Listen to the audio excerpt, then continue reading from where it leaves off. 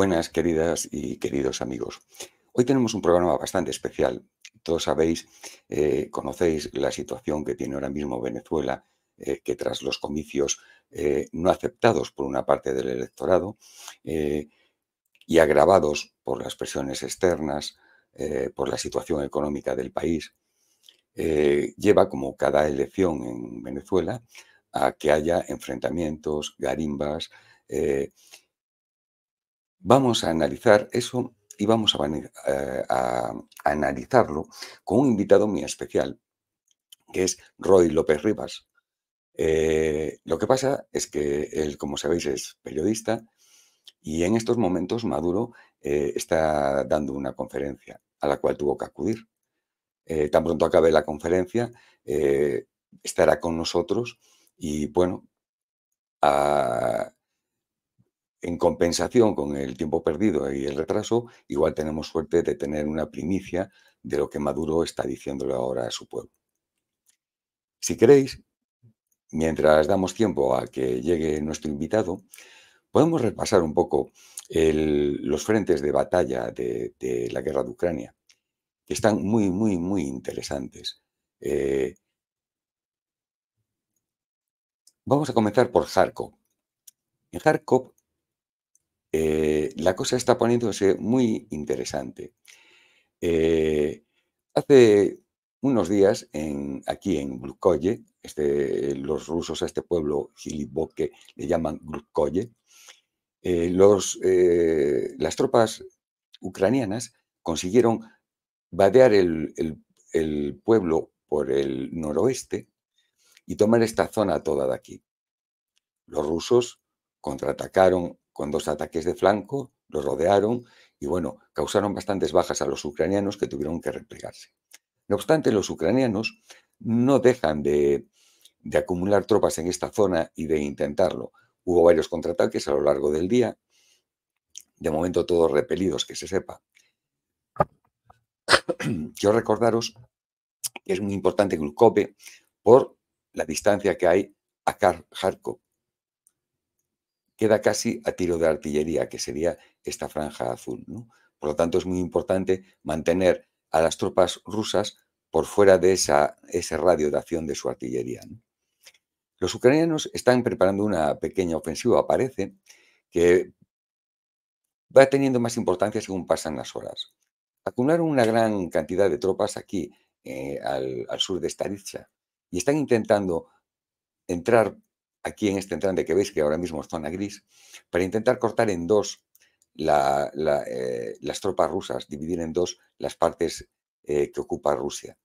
De momento está la cosa en territorio gris, no se sabe bien los avances.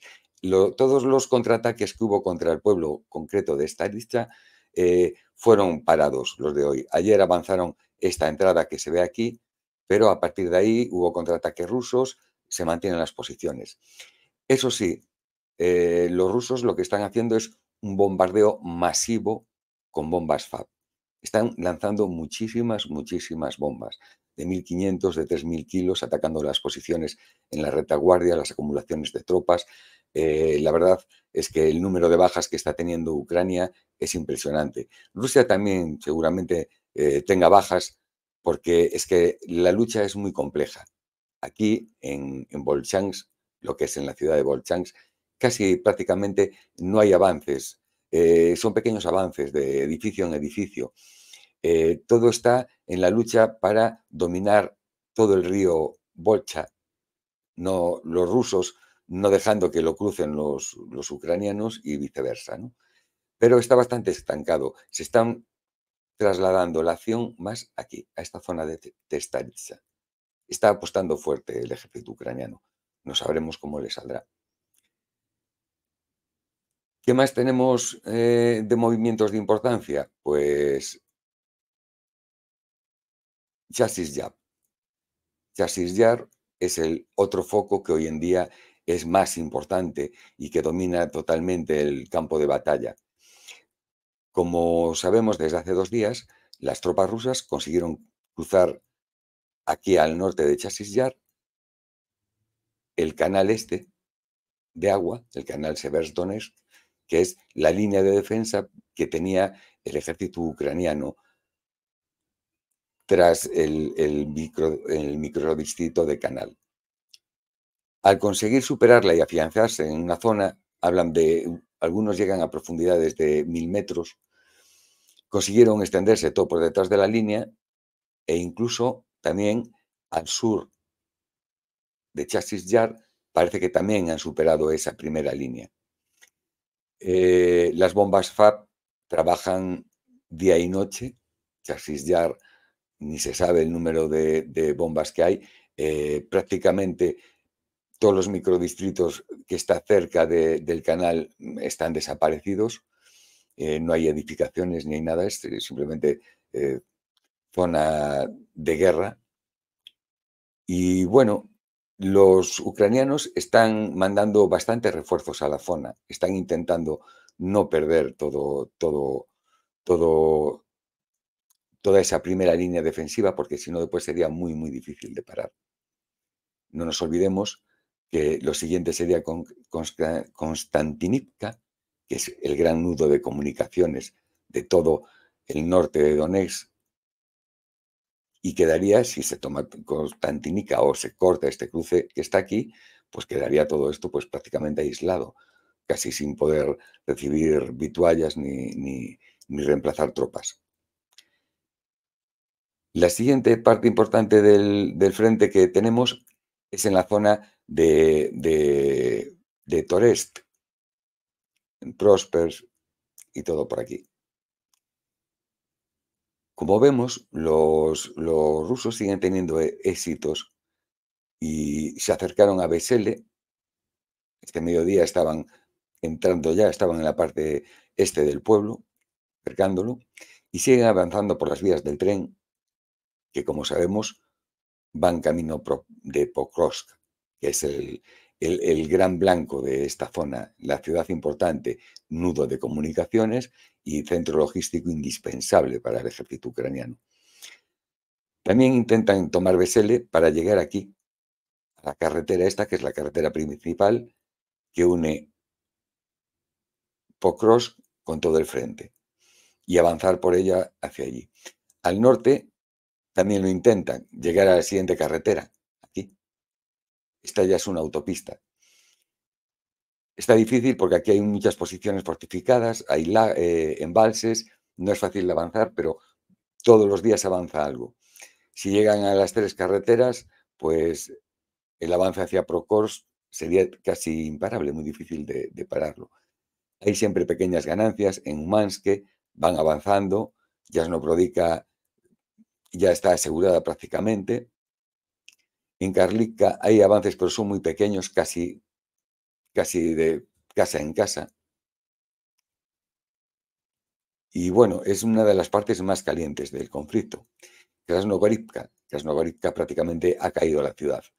Aún no se puede certificar al 100%, por lo menos al mediodía, que fue la última vez que vi los partes de guerra, porque sigue habiendo alguna que otra tropa perdida en la ciudad, escondida y que habrá que ir limpiando poco a poco, ¿no?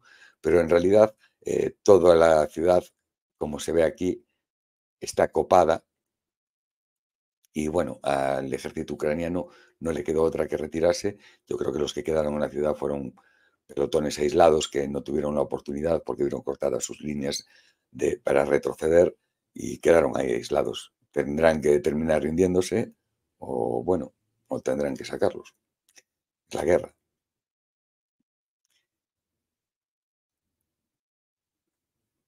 También es importante los combates que están librándose ahora mismo en Rabotine,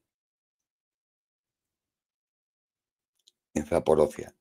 Hacía tiempo que no había enfrentamientos en esta zona, o vamos a ver, que había, no siempre los hubo, ¿no? Sobre todo guerra artillera, pero pequeños avances, ¿no? Pero en los últimos días se multiplicaron los avances, avanzaron por la carretera esta, tomaron todas las zonas, todo el norte de Robotine ya está seguro que esto eran todo posiciones fortificadas ucranianas, va cerrándose desde la carretera de Verbove, y es que es importante porque Este es uno de los puntos que anuncia el gobierno de Zelensky, de los que pueden ser una posible flecha de avance para una ofensiva ucraniana, ¿no? Entonces, es muy importante tener dominadas las dos carreteras, porque la ofensiva sería directamente a Tomak y de Tomak Melitopol para cortar en dos lo que es todo el sur de Ucrania, la costa del Mar de Azov. ¿Qué pasa? Pues los rusos no están permitiendo que acumulen tropas. Están continuamente, como hacen en Kharkov y en otras posiciones, pues están atacando Orehov, Maratomachka, Novoandrivka, continuamente con bombas FAB, ataques con cohetes MLRS, artillería, para no permitir que las concentraciones de tropas puedan llegar a un punto crítico que les permita un avance. Eh, Poco más. En la delta del Dnieper, en Gerson, se está combatiendo también isla por isla. Es muy difícil saber los avances que hacen en cada parte, ¿no? Krinky, por ejemplo, ya hace tiempo que estaba tomada por los rusos, pero en realidad tampoco estaba tomada porque como estaba bajo fuego artillero constante de drones ucranianos atacando y tal, pues prácticamente no podías mantener las tropas en él. Era una zona gris, ¿no? ¿Qué pasa? Los rusos están avanzando en las pequeñas islas del delta, están dominando poco a poco con artillería y con los UAV de largo alcance, atacando las posiciones sobre todo de las tripulaciones de drones UAV ucranianas y destruyéndolas. Están poco a poco haciéndolos retroceder del margen del río Dnieper, ¿no?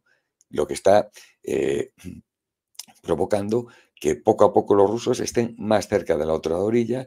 Incluso hay algunas unidades ucranianas que hablan del temor a que esos pequeños avances le permitan ir creando una cabeza de puente para en un momento dado que lo quieran hacer, pues hacer una ofensiva por esa parte, ¿no? No obstante, creo que es muy difícil una ofensiva porque, como vemos, es todo pantanos, lagos, un río de bastante caudal y ancho.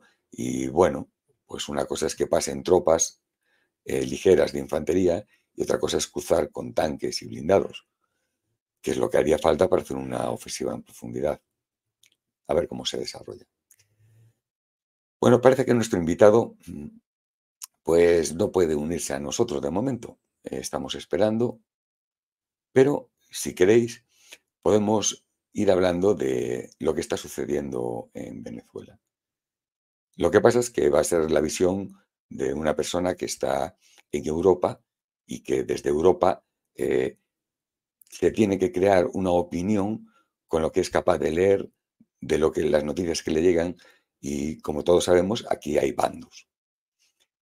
Venezuela no solo es un enfrentamiento entre la derecha o los partidos de centro derecha venezolanos y la izquierda o centro izquierda venezolanos.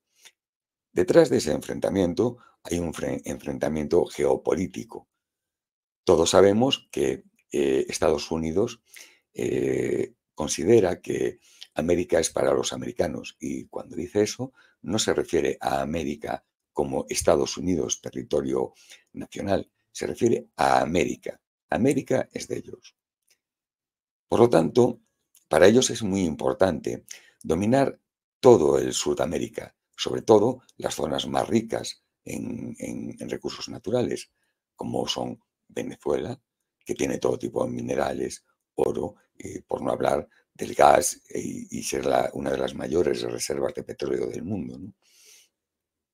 Además, es un petróleo fácil de extraer y fácil de llevar a Estados Unidos. Prácticamente lo tienen en el portal de su casa, ¿no?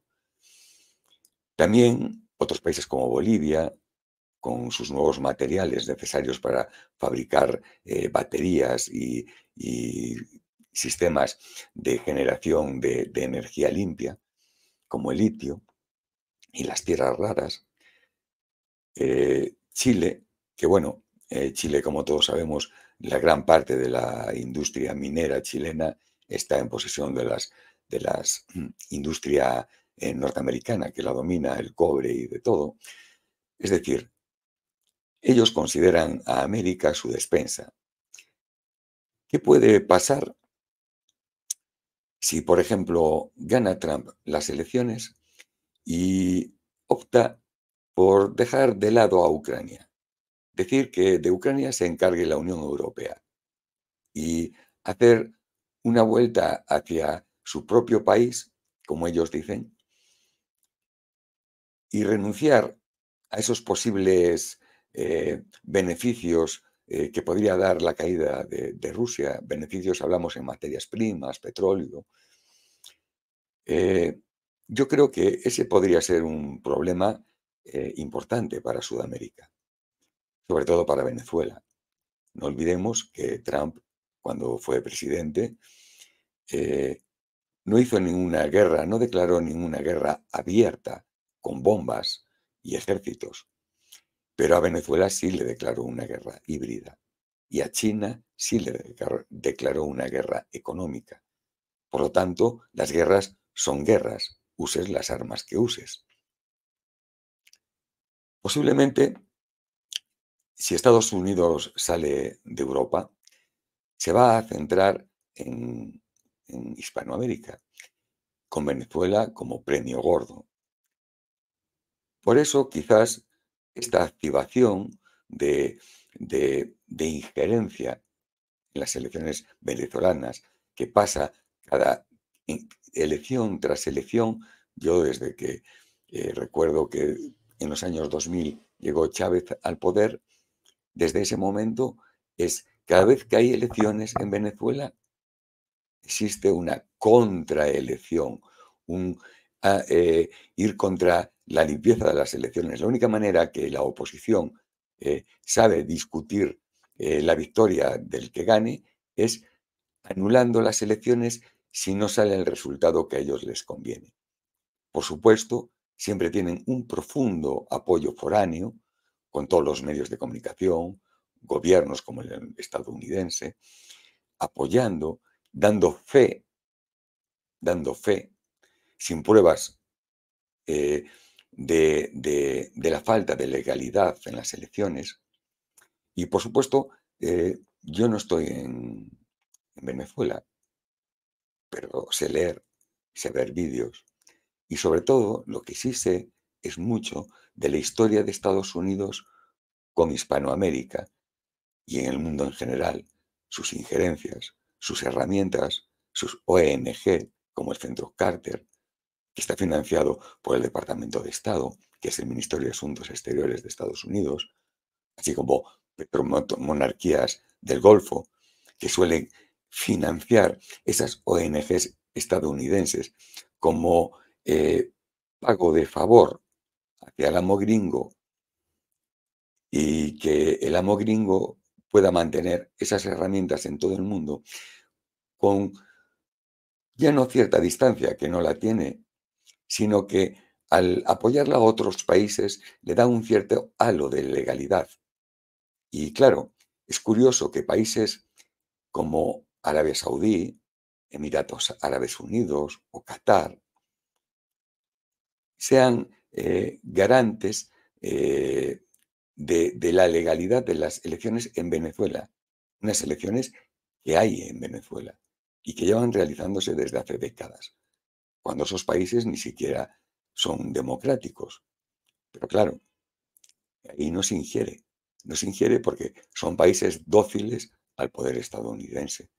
El petrodólar que mantiene la economía norteamericana está allí a buen recaudo de momento, por lo menos. Entonces, la única arma que tienen, si salen de Europa y se alejan un poco de Oriente Medio, va a ser Hispanoamérica. Por lo tanto, siento mucho por los hermanos de Hispanoamérica, pero lo vais a tener encima. En cuanto a lo que está pasando ahora mismo en Venezuela, acabo de leer unas declaraciones que realizó Delcy Rodríguez contestando a la vicepresidenta de Estados Unidos, Kamala Harris, La vicepresidenta calificó de desfachatez la petición del gobierno estadounidense de la difusión de los resultados de las elecciones presidenciales celebradas en Venezuela. Es curioso, ¿no?, que la vicepresidenta de Estados Unidos pida a otro país que presente todas las actas de votación, cuando en Estados Unidos hubo elecciones que han sido claramente un fraude, como cuando ganó el, cuando Trump perdió las elecciones y se hizo el asalto al Capitolio. Eh, Vemos que hace unas semanas se intentó hacer un magnicidio contra un expresidente y posible futuro presidente de Estados Unidos. Entonces, un país que no es él democráticamente el más idóneo para exigir cuentas a los demás, califique o deje de calificar de legales o ilegales unas elecciones, cuando él mismo no puede certificar las suyas. No puede certificarlas en 48 horas, como le piden a Venezuela, porque hay elecciones en Estados Unidos que tardan meses en saberse el verdadero supuesto resultado.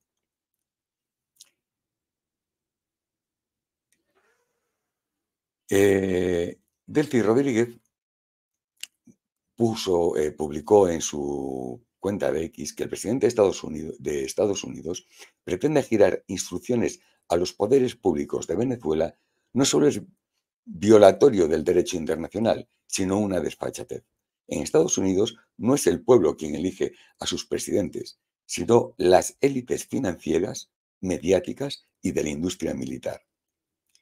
En otra publicación, la vicepresidenta ratificó que su país siempre defenderá su soberanía y le seguirá a Estados Unidos que saque sus manos de este territorio sagrado. Literalmente dice: Venezuela siempre defenderá su soberanía y exigirá a Estados Unidos que saque sus manos de este territorio sagrado. Ya basta de bloqueos criminales, de injerencismo. Venezuela siempre vencerá. Y no le falta razón a la ministra. Indudablemente, el gobierno de Maduro, estoy seguro que tiene muchas cosas mejorables, es indudable, como todos los gobiernos del mundo, sobre todo gobiernos que llevan bastante tiempo en el poder, con el desgaste que con ello lleva, además de estar soportando sanciones económicas, una guerra híbrida. No olvidemos que Venezuela, con Trump, llegó a perder el 95% de sus ingresos.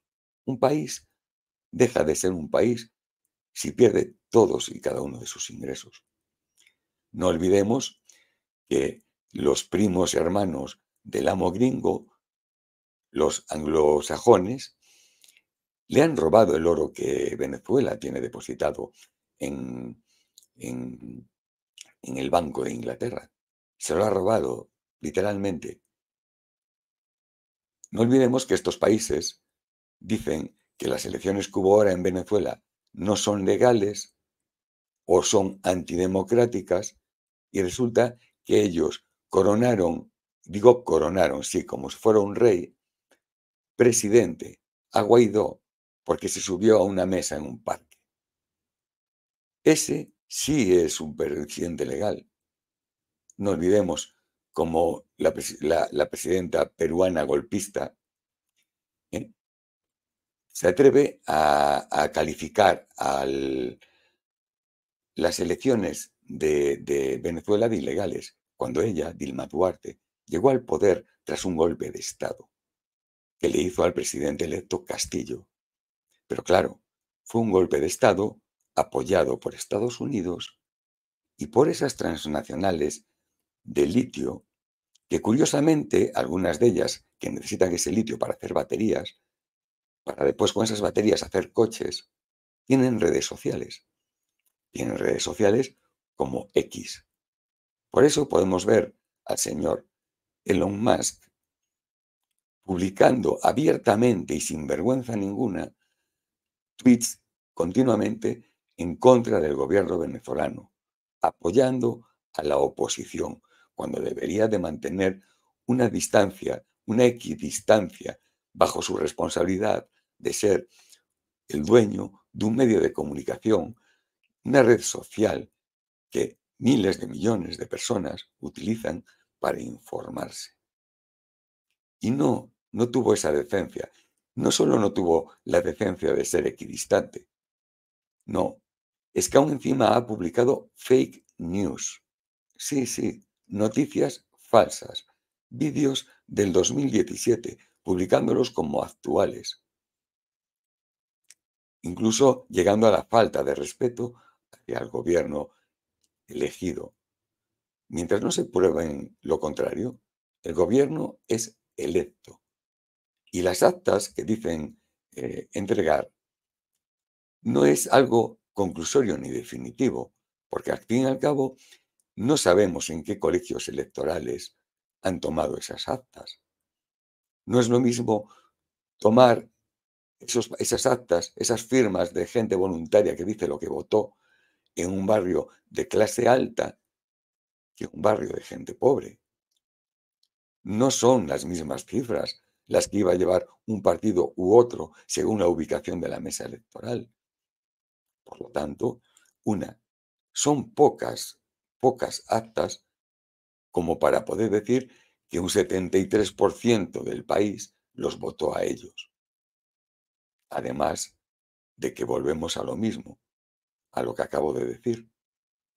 Si cogen todas las actas en sus colegios electorales donde ellos ganan, donde tienen alcaldías, que cuando ganan esas alcaldías no son elecciones eh, corruptas, esas son buenas porque ganaron ellos, no se preocupan. Y bueno, así está el tema. Unos golpistas apoyan a otros golpistas y entre ellos se ayudan. Tenemos a Javier Milei, presidente de Argentina, un agente sionista que se dedica a ir al Muro de las Lamentaciones a llorar, mientras su pueblo pasa una cantidad de necesidades impresionantes. Pero parece que le importa más lo que pasa en Israel, lo que le pasa a su amo sionista. Y tiene la desfachatez de decirle al ejército bolivariano que le dé un golpe de Estado al presidente electo Nicolás Maduro. Sí, un golpe de Estado.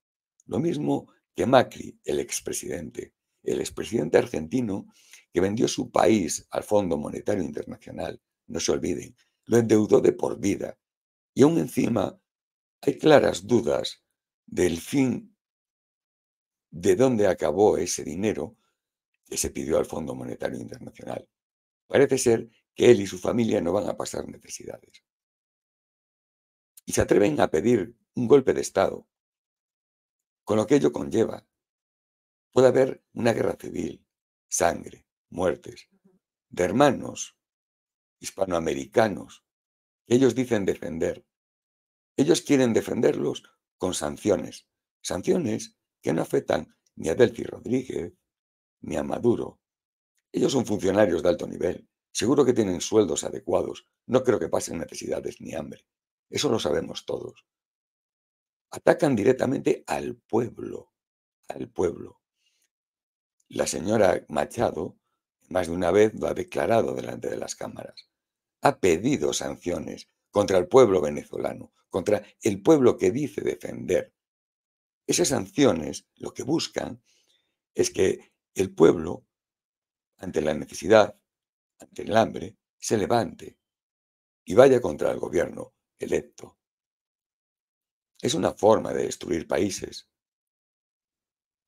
Son formas que llevan al límite total a los ciudadanos para que cualquier solución le parezca aceptable con tal de salir de esa pobreza a la que son arrastrados por culpa de esos poderes exógenos foráneos del país que quieren dirigir quién manda y quién no manda.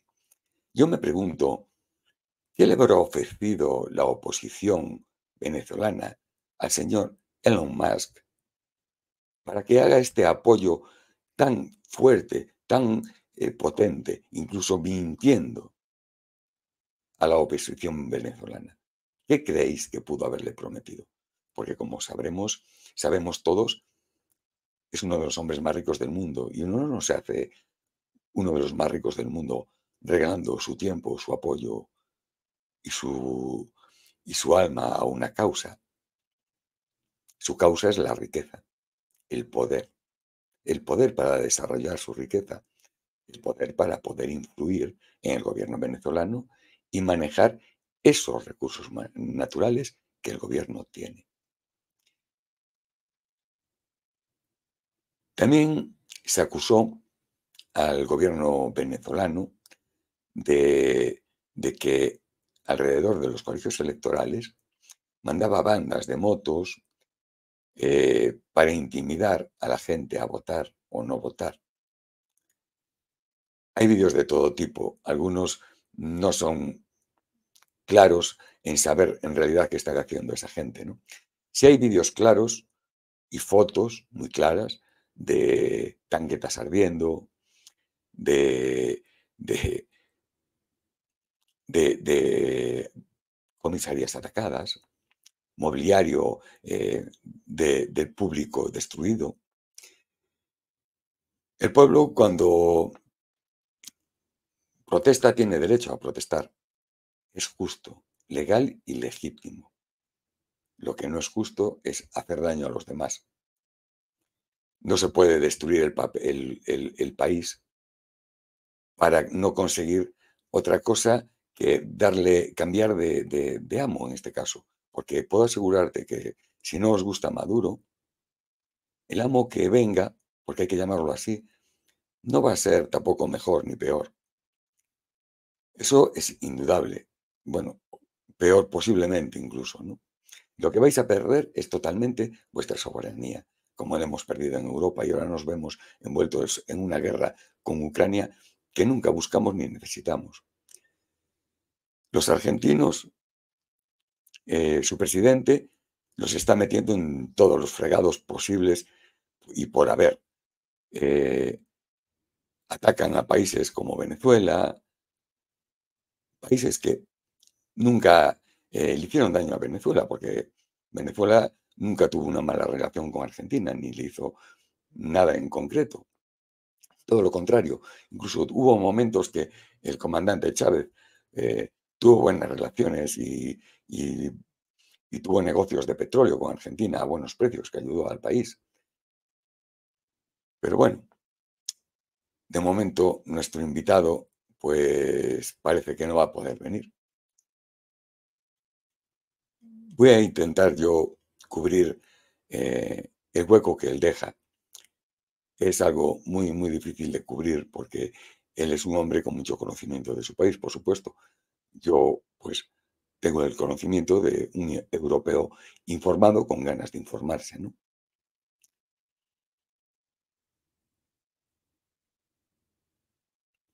Tenemos unas fotos aquí del Elon Musk de lo que publicó. Podéis ver que son fotos que claramente hablan de cómo se posiciona, ¿no? Al lado de los golpistas, eh, no, perdón, de la oposición, ¿no? Golpistas fueron en su momento cuando lo intentaron, ¿no? Espero que no llegue el momento de que lo vuelvan a intentar, porque eso sería malo para el país, ¿no? Como veis, se presta totalmente a la oposición, ha publicado tweets falsos, como hablábamos antes. Incluso yo noto en mis canales de X que ciertas publicaciones no tienen la misma audiencia que otras. Todos sabemos cómo funcionan los algoritmos, el famoso algoritmo, ¿no? Ese, ese mundo incierto que maneja las fuentes de pensamiento, ¿no? Y marca los ritmos de lo que tenemos que ver, escuchar y escuchar.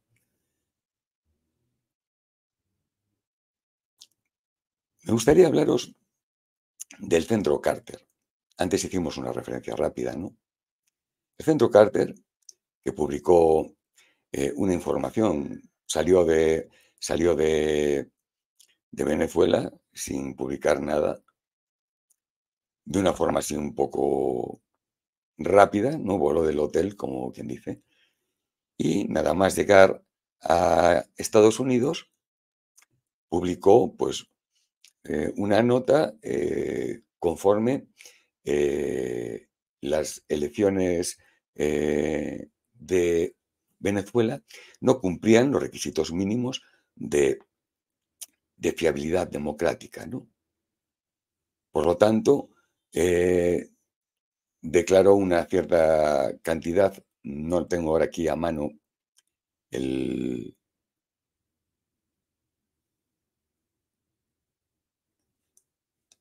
Ah, pues sí, sí tengo. Dice que las elecciones presidenciales no pueden, no requieren, perdón, estoy leyendo en inglés, no reúnen los requisitos internacionales, los estándares de integridad electoral y no pueden ser considerados democráticos. Y después enuncia una serie de, de problemas que ellos encuentran, ¿no? Quiero que sepáis la historia de quién es el Centro Carter. El Centro Carter, en un principio, fue creado por el expresidente Carter, eh, para hacer revisiones electorales en todo el mundo, hacer seguimientos políticos. Y bueno, en un principio la verdad es que tuvo un comportamiento bastante íntegro en ciertas elecciones. En Venezuela, eh, cuando estaba Chávez, eh, observó varias veces las elecciones y siempre dio un resultado positivo. Sin embargo, en estas ha cambiado de una forma demasiado drástica, ¿no? Quizás demasiado, ¿no? El Centro Carter está financiado por el Departamento de Estado de Estados Unidos, que hace de fachada para no decir que es financiado por la CIA. Está bien financiado por el USAID. Los latinoamericanos sabréis perfectamente quién es el USAID y cómo utiliza Estados Unidos esa agencia para imponerse en todo el continente, ¿no? También es financiado por el Reino Unido y por la Unión Europea.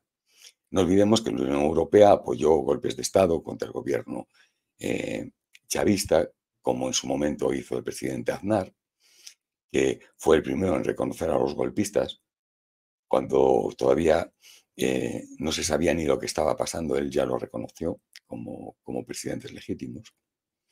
También está financiado, como comentábamos antes, por las monarquías del Golfo, Arabia Saudí, Emiratos Árabes, Qatar, y después, bueno, pues un montón de instituciones como Walton Family Foundation, The World Bank, el Banco Mundial, World Innovation Summit for Health, la Organización Mundial de la Salud, eh, una serie de instituciones que todos sabemos están al servicio del imperio de Estados Unidos y que son utilizadas para sus fines propagandísticos, de creación de ONGs, de, de en realidad son especialistas en hacer golpes blandos, ¿no? Todos sabemos un poco la historia, ¿no?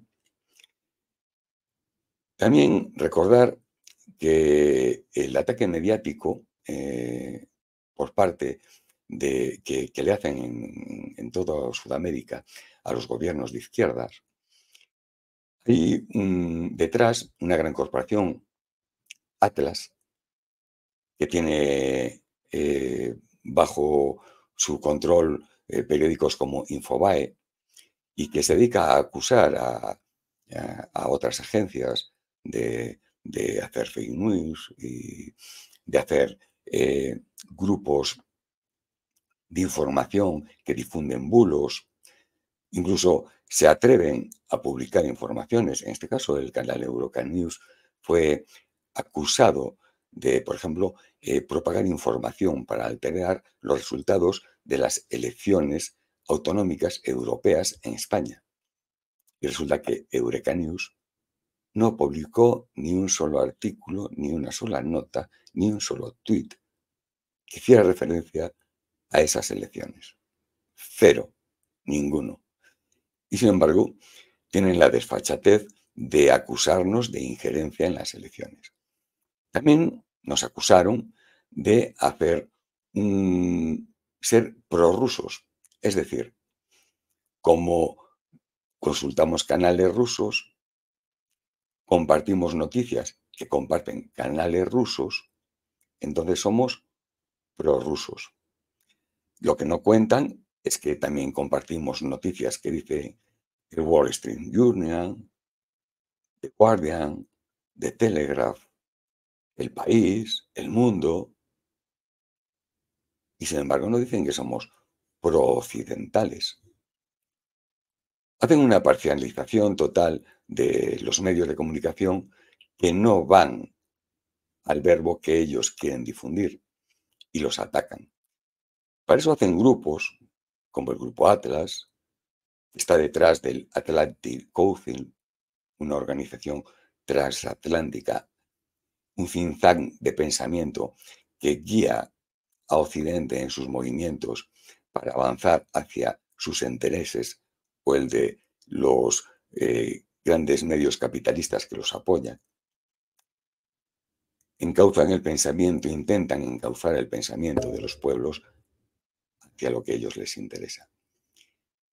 Esos mismos que en Europa pues difaman a los canales que dicen ser prorrusos o que más bien son pro-paz o anti-OTAN, pues son los mismos que también atacan a los gobiernos hispanoamericanos. Todos conocéis en Latinoamérica Infobae. Es una máquina de crear bulos, fake news, falsas noticias, como queréis llamarlo. Están ahí simplemente, pues, para esparcir lo que el gobierno de Estados Unidos quiere que se esparza. Están todas controladas por el Departamento de Estado y por todas estas ONGs.